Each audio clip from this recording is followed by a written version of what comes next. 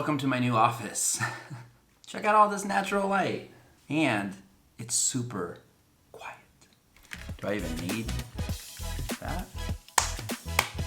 But is it echoey? Echo. Yeah, it kind of is. What's up, you guys? Frankie here. This is the Money Resolution, where we talk all things personal finance. So welcome to the channel. If you have not subscribed, I definitely hope that you'll consider doing so. I put out videos roughly once a week-ish. And like the video, if you appreciate this super transparent look at what it costs to live in Seattle. So I couldn't be more excited, finally settled in, and sort of the dust has settled, figuratively and literally, I would say. I just wanted to put together this quick video to sort of talk about our budget, our decision to move, what it's gonna cost, and just sort of give you a clear picture of cost of living in Seattle in 2020. So I'm a big believer that your environment impacts your mood tremendously, and I can already tell I am in such a good mood in this new 2-bedroom, 2-bathroom Seattle apartment. Before we made the decision to move 2 apartments down, we sat down and went through our budget. And since I have that document handy, I thought it might be a good idea to be super transparent,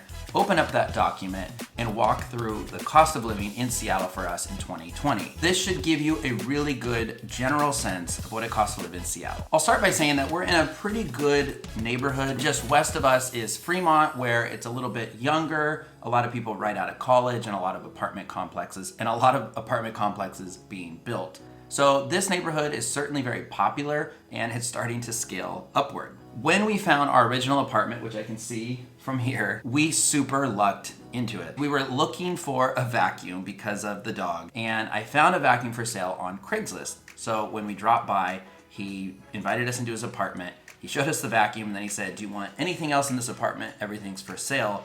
And I looked around and I said to him, "I actually kind of want your apartment." So he was super nice. He told us what he was paying. He walked us down to the leasing office, and before it even hit the market, we were able to rent this really nice 1-bedroom, 1-bathroom apartment with a really good deck and even a view of the lake. From there, we sort of lucked into this one, and that's because a few weeks ago, I saw that the couple that was living in this apartment was moving out. So I immediately contacted the leasing office because I knew it was a 2-bedroom. We had been looking anyway for a 2-bedroom. Luckily, once again, it worked out. We were able to move. The easiest move I've ever had to do, and I couldn't be happier. So after 3 years in a 1-bedroom and working from home in between sort of the living room and the kitchen where I was filming these videos, I now officially have my own office. Let's get to the numbers. And I'm gonna go ahead and close the blinds. These are not the easiest. May not be that much better, but let's go ahead and jump into the document. I'm in the spreadsheet now, and what you're gonna see is on the left was 2019 budget, and on the right is our projected 2020 budget. A couple of things to point out first. These zeros last year are because of these gray cells here in column D.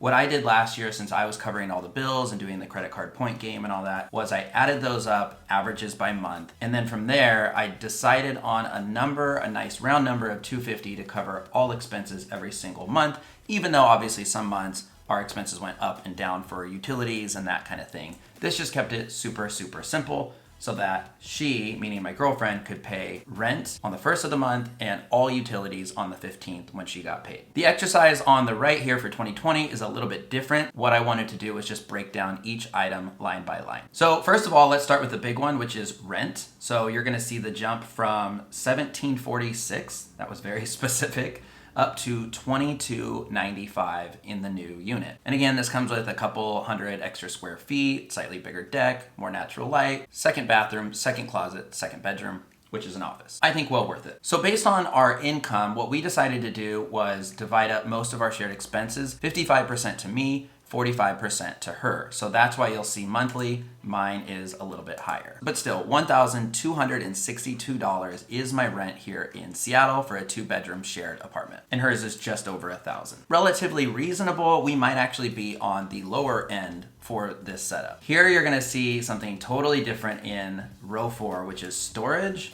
and parking. Somehow they just missed charging us for parking. So we have 1 car and I ride a Vespa. Said Vespa parking, no problem, free in the garage, but that parking would be $125 for our car. We knew that we were taking a risk in moving because the new lease, they would probably catch it which they did. But then they made a different mistake, which is they left off storage this year. So that 125 increase is more like 100 year over year. Next up, student loans. This is another big one for both of us. Mine last year was $360, and it has since jumped towards the end of the year to $555. And hers is $170, which is just barely higher than last year. Just this general line is utilities. This is, I'm sure, water, sewage, gas. And this is coming out to $150 on average a month here in Seattle. Our electricity through Seattle City Light is $61. And so again, I've broken this out 55, 45. Comcast/TV. So last year it was roughly $140. I sort of averaged out the beginning of the year and the end of the year when we had some savings. This year I'm projecting it a little bit down because we are going to cut the cord at some point. So I think we're going to go with YouTube TV, and I made a video which I'll put here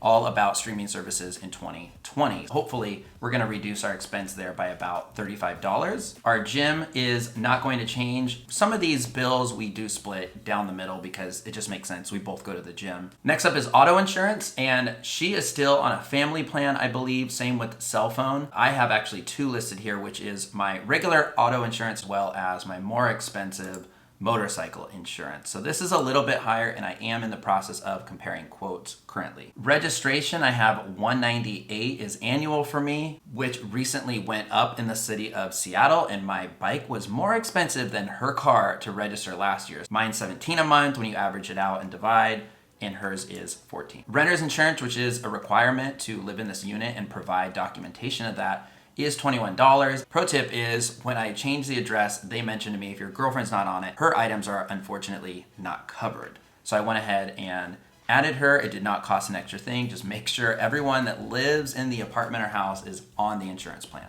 For me, Sprint is my cell phone carrier, just $67 a month for unlimited data, and that's because I own my cell phone outright. Netflix is $18. We pay a little bit more for the 4K, and this comes out to 10 and 8 when we divide that up a month. Spotify, 9 and 7, same idea here. Dollar Shave Club, we both get our razors in the mail, so I put every line item in here I could think of. Amazon Prime is $131 roughly a year. This comes out to 8 and 3. Oh, so the 8 and 3 is because I think it's 75% and 25% me to her, because this is one I really push to keep and she uses a lot less. Our Costco membership is on here. This went up to $60. Another pro tip there is we are holding off renewing until next time we go in. That might save us, $10 or $15 if we wait a couple of months. So this comes out to $33 and $27. Credit card fees, I am actually missing mine. So I believe it's the same as last year. So I'm gonna go ahead and plug that in, and my numbers are gonna go up. So I'm glad I'm reviewing this. Personal debt, this is the big difference from last year. This is at zeros.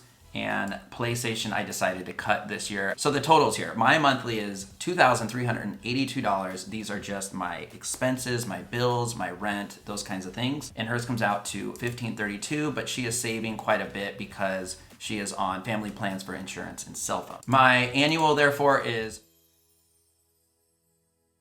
and this does not include any of my savings, any of my expenses for business. And this also does not include our needs and wants like grocery shopping and vacation. So stick around, all of that is in the budget. So again, that's a look at our main expenses. Now I'm gonna go ahead and scroll and share about our savings, some other expenses, as well as our needs and wants. Here is a look at savings year over year. Last year, I was incredibly aggressive and my goal was to save $50,000. I was able to save just over $43,000, so I feel a little bit short, but extremely proud of that. So this came out to $3,618 a month. So this year I am projecting it to be extremely close, but moving some things around. I am hoping to max out my 401k this year. I'm hoping to max out my Roth. I just missed it last year, and it's not too late to actually go back before I do my taxes and contribute up to the max for 2019. My HSA, the max is actually $3,500, but since I have a $500 employer match, that would actually count towards that max. So I can only max mine out at $3,000.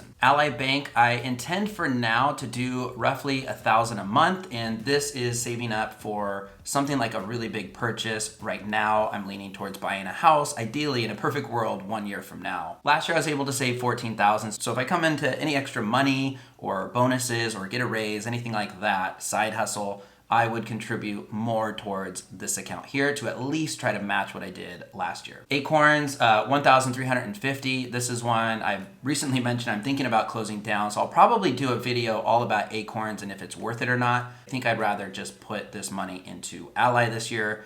But for now, I just went ahead and listed exactly what I did last year for Acorns. I have an emergency fund at Betterment. I am planning to contribute $2,000. Last year I did $36.25. So I'm just gonna increase it a little, and then in 2021, I'll probably call it good right there. I think right now it's technically up over $5,000 or $6,000. And they say you should always have 3 to 6 months of expenses saved in an emergency fund. Robinhood, I sort of was toying with the idea of building a dividend portfolio. If I decide to do this right now, I just have 200 on here. Again, if I had any bonus money, I might put it towards dividend investing. This comes out to $3,629 a month, and that is a lot. And I'm going to show you in just a minute. I actually don't have enough to do that, so I'm going to force myself to live uncomfortably and figure out how to get there. But no matter what, I am going to pay myself first and hit at least this. And again, in a perfect world, say $50,000. One thing I mentioned above is personal debt is 0 for both myself and my girlfriend. We both got out of all of our credit card debt, 5 figures plus, and she was able to pay off her car loan last year as a part of her goals. And so all of these are zeros now, which really feels so good. And this is why we're able to start getting aggressive with our savings. However, since she's new to being totally out of debt, and new to saving aggressively towards retirement, her goal is going to be $12,000. So $1,000 a month towards her future self. I think this is a really great place to start in year 1 of being really aggressive. Business expenses. I technically have an LLC. I created that when I put out my first book, The Money Resolution, on Amazon. I technically have a few different streams of income right now, but I will say this, I am probably not profitable at this point. But I am able to keep my business expenses separate. So come tax season this year, I'll have some tax write-offs, including this office is actually a business write-off. Google domains, this is to have themoneyresolution.com. Wix is where I host my website itself. So this is where I go in and make changes and adjustments. This comes out to $11 a month. Advertisements, this is why I would say I am probably not profitable when it came to self-publishing my book.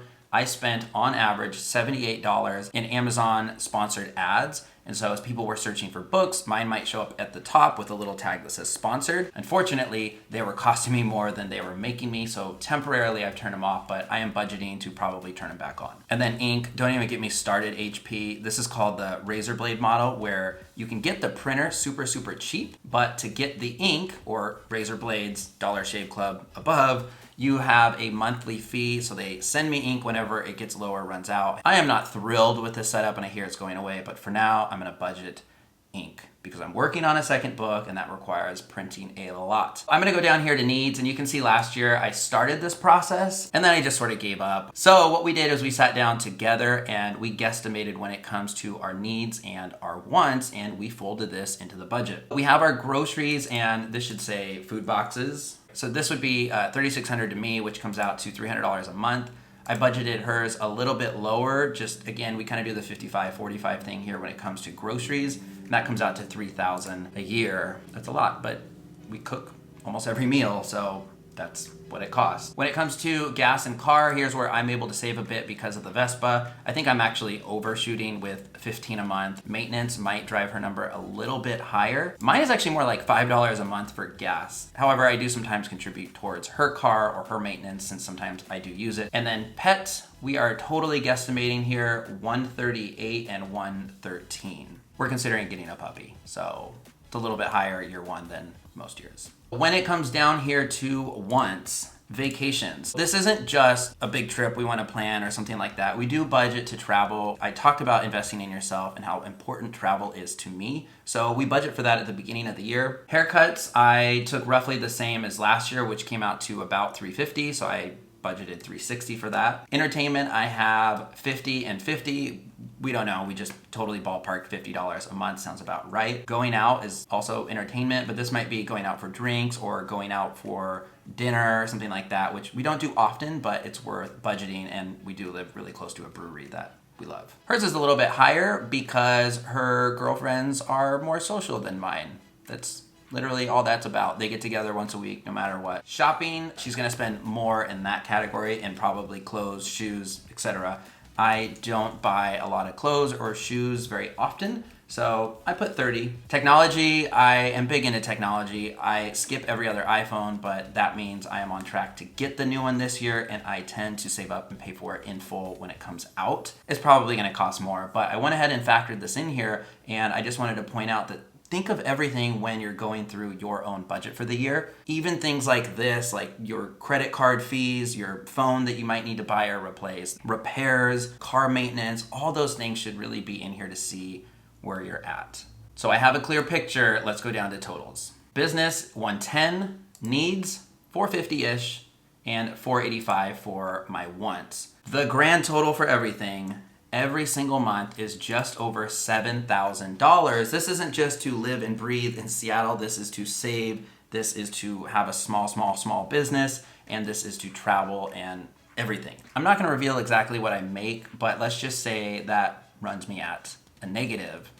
I'm comfortable with living that way because this year I plan to side hustle or hopefully add some other streams of passive income. So as you can see, this is an extremely aggressive game plan for me. I am projecting I am going to be roughly $390 away from my budget every single month. I want to live uncomfortably. I believe in this. I believe in paying myself first and automating that. And then if towards the end of the month I need to pull back, I can go into my needs and wants and save some dollars maybe in those categories. Or again, it's just side hustling, building some other passive income streams. It's possibly asking for a raise, that kind of thing. So I would recommend if you're creating a budget sheet like this one, go a little bit higher in your wants and needs than you think you're actually gonna spend. That way it's kind of a nice surprise at the end of each month if you didn't go over budget. It's worth considering that we are dinks is the term, dual income, no kids. We are able to keep our expenses down, not having kids and sharing utilities and the apartment, etc. Roommates are another really great option if you are able to land a 2-bedroom or perhaps a townhouse condo, that kind of thing. After all this, you might think that I actually budget aggressively, and I don't. This is honestly the extent of it. So I did this exercise as sort of a one-time, one-off thing to make sure that moving would in fact be in the budget. But now that I have a general idea of where my money is going, looking back at last year and projecting forward this year, I don't feel the need to come back to this often, maybe just every few months or so, just to make sure that I am hitting my goals when it comes to saving, investing, and that kind of thing. So that's it, guys. Thank you for checking out the video. If you got all the way this far, I assume you got some value out of this. And if that's the case, I super appreciate a like. It helps other people find this video on YouTube. Once again, my name is Frankie. This is The Money Resolution. And as always, I will talk to you guys soon. Thanks.